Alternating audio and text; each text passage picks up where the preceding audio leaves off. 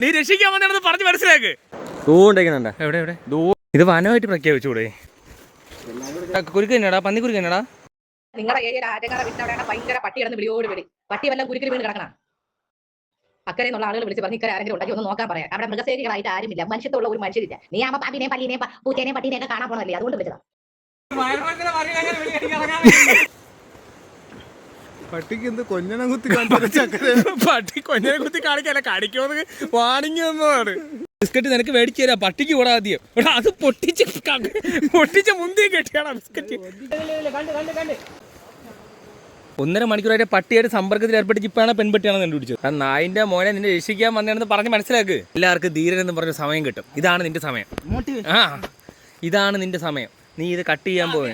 ഓ മയിരി മുറുകണടാ പോയാ ഇത്ര നന്ദി വാക്ക് പറയാനുള്ള ബുദ്ധി പോലും അതിലില്ലോടാ.